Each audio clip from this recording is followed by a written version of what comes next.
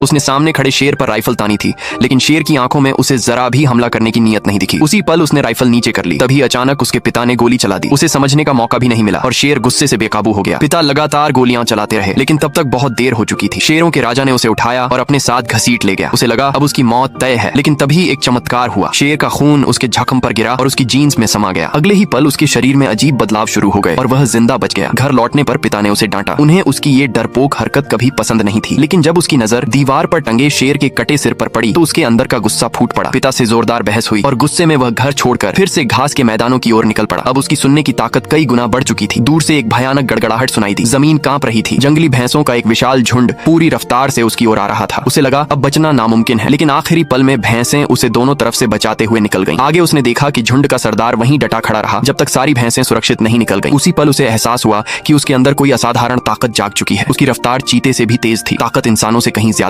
हल्का सा जोर लगाकर वह भाला हजारों मीटर दूर फेंक सकता था। तभी गोलियों की आवाज गूंजी। वह फुर्ती से एक ऊंचे पेड़ पर चढ़ गया और अपनी तेज नजर से लगभग 10 किलोमीटर दूर तक देख लिया। कुछ शिकारी जंगली भैंसों का शिकार कर रहे थे। वह बिजली की तरह वहां पहुंचा, लेकिन तब तक कई मासूम जानवर मारे जा चुके थे। ये देखकर उसका खून खौल उठा। एक शिकारी ने उस पर बंदूक तान कर धमकाया, लेकिन इससे उसका गुस्सा और भड़क गया। उसने झट से चाकू उठाया और उन पर टूट पड़ा। उसकी ताकत के सामने दोनों शिकारी बेबस थे। उसी पल उसने तय कर लिया, चाहे कुछ भी हो, वह इन मासूम जानवरों को इंसाफ दिलाकर रहेगा। यह कहानी सिर्फ ताकत की नहीं, जिम्मेदारी की भी है। जानवरों की हिफाजत करो, वरना इंसानियत को इसका अंजाम भुगतना पड़ेगा। क्या तुम इससे सहमत हो? कमेंट में जरूर बताना। दोस्तों, अगर आपको इस शेर की ताकत मिली होती तो आप सबसे पहले क्या करते, प्लीज कमेंट में जरूर बताना।